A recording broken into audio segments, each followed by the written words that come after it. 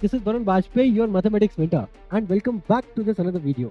So आज की इस वीडियो में we are going to discuss that is NCERT is enough, that अगर हम सिर्फ NCERT पे रिलाई करते हैं तो क्या हम CBSE के क्लास 10 एग्जाम को कर सकते हैं कि नहीं कर सकते हैं। तो आज की इस वीडियो में हम लोग इसी टॉपिक पे डिस्कस करेंगे और ये मेक श्योर करेंगे कि ये वीडियो सबसे पहले तो शॉर्ट हो और इसमें जो भी मैं आपको जो भी इन्फॉर्मेशन मैं डिलीवर करूंगा मैं कोशिश करूंगा अपने एंड से कि वो शॉर्ट हो बट क्रिस्प एंड क्लियर तरीके से मैं करने की।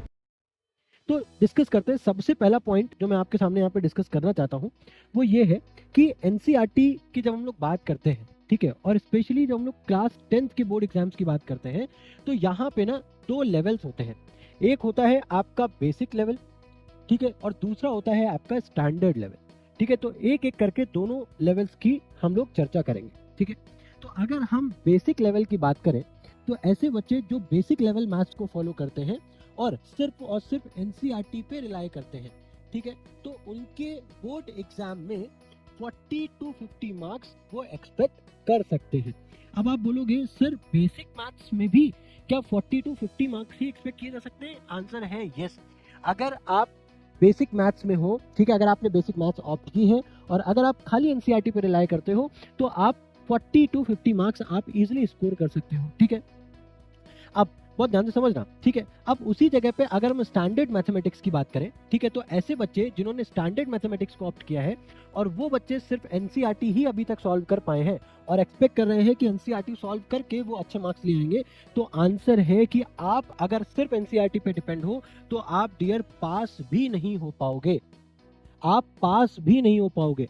अगर आपको इस चीज़ पे भरोसा नहीं है तो आप कुछ मत करो, आप प्रीवियस ईयर के क्वेश्चंस उठा करके देख लो, आपको सारी चीज़ें क्रिस्टल क्लियर तरीके से दिख जाएंगी कि कितनी चीज़ें कितनी बार लिखना स्टैंडर्ड लेवल में कितनी बार क्लास 10th के एग्जाम्स में एग्जैक्ट क्वेश्चन एनसीईआरटी से आया है। यस, अगर आप कंपेयर करो बेसिक से स्टैंडर्ड में तो देयर इज नो क्वेश्चन कि लेवल की बात करें तो स्टैंडर्ड लेवल से ज्यादा क्वेश्चन एनसीईआरटी के एग्जाम में डायरेक्ट आ जाते हैं। अगर हम बेसिक लेवल की बात करें तो यहाँ पे जो हमारा बोर्ड का जो पेपर होता है उसमें जो एग्जैक्ट नंबर ऑफ का जो रेशियो है वो बेसिक में ज्यादा है एज कम्पेयर टू स्टैंडर्ड, ठीक है। अगर आप बेसिक की बात करो, ठीक है, तो बेसिक लेवल में अगर हम लोग जाए, ठीक है, तो यहाँ पे आप इजिली 7 to 8 क्वेश्चन एक्सपेक्ट कर सकते हो, ठीक है। बट जैसा कि मैंने बोला, ठीक है, आप सोलली बेसिक पे डिपेंड नहीं रहोगे। अगर आप बेसिक लेवल पे आपने मैथ्स को ऑप्ट किया है और अगर आपको रियली अच्छे मार्क्स स्कोर करने हैं तो आप एनसीईआरटी के साथ साथ,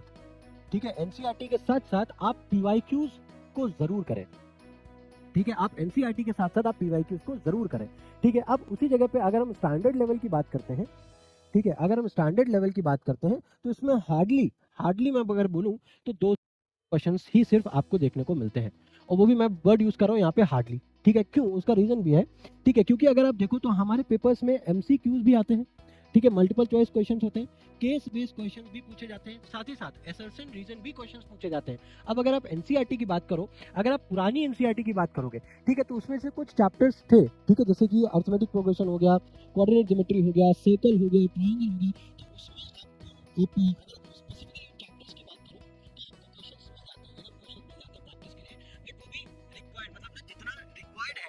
आपको नहीं है। बट अगर आप करंट जो हमारी लेटेस्ट जो एनसीईआरटी है वो देखोगे आप बहुत ज्यादा पतली है, ठीक है, और जो हमारा पेपर का जो लेवल है, ठीक है, जो टाइप ऑफ क्वेश्चंस है वो आपको एनसीईआरटी में देखने को नहीं मिलते। तो अगर आप स्टैंडर्ड लेवल पे हो और अगर आपको अपने अच्छे मार्क्स स्कोर करने लाइक आउट ऑफ 80 अगर आप 60 to 80 के रेंज में आना चाहते हो तो आपको एनसीईआरटी के साथ साथ पीवाईक्यूज, ठीक है, और लेटेस्ट ईयर का पैटर्न समझने के लिए आप जो लेटेस्ट ईयर का जो सैंपल पेपर है जो सीबीएसई के तरफ से लॉन्च किया गया है आप उसको करो, ठीक है। अगर आप ये चीजें फॉलो करते हो तो आपके अच्छे मार्क्स आ जाते हैं और अगर बेसिक में सिर्फ और सिर्फ अगर आप पीवाईक्यूज को ही करते हो तो भी आपके अच्छे मार्क्स आ जाएंगे, ठीक है। इसके बाद, ठीक है, एक पॉइंट और भी है जो कि सबसे ज्यादा इंपॉर्टेंट फैक्टर है आपकी पूरी प्रिपरेशन का। डजंट मैटर आप कितने नंबर आपने सॉल्व कर लिए हैं, ठीक है, फिर आपने चाहे कोई भी किताब लगाई हो, आपने कोई भी रेफरेंस बुक लगाई हो, कोई मैटर नहीं करता जब तक आप चीजों को प्रॉपरली रिवाइज नहीं करोगे। रिवीजन एक बहुत बड़ा फैक्टर होता है किसी भी बच्चे के मार्क्स डिसाइड करने के लिए, ठीक है ना। अगर आप मतलब ठीक है, ठीक ठाक अगर आप मार्क्स लाना चाहते हो, ठीक है, तो आप मिनिमम 3 टाइम्स तो रिवीजन आप करो ही करो, ठीक है। और अगर आप और भी ज़्यादा कॉन्फिडेंस फील करना चाहते हो, देखो ये है मिनिमम क्राइटेरिया, ये है आपका मिनिमम क्राइटेरिया कि मिनिमम आपको 3 बार तो रिवीजन करना ही करना है, ठीक है। 3 बार तो आप रिवीजन करना ही करना है। बट अगर आपके पास टाइम है तो मेरा रिकमेंडेशन होता है 4 से 5 बार, ठीक है।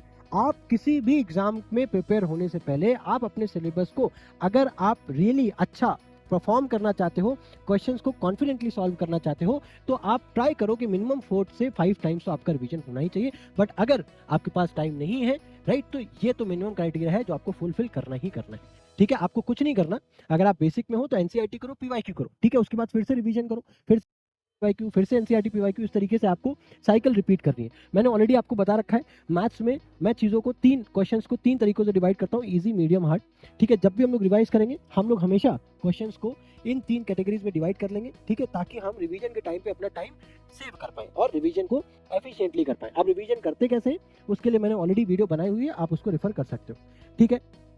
तो उम्मीद करता हूँ ये वीडियो आपको, ये वीडियो में जो भी मैंने पॉइंट डिस्कस किए, आपको सारे पॉइंट्स अच्छे समझ में आ गए होंगे, ठीक है। बट स्टिल अगर आपको कोई डाउट, कोई भी क्वेरी है तो आप कमेंट सेक्शन में ड्रॉप करो, I will definitely help you out, ठीक है। तो इसी के साथ इस वीडियो को एंड करते हैं और मिलते हैं आपके साथ नेक्स्ट वीडियो में। Till then good bye, thank you.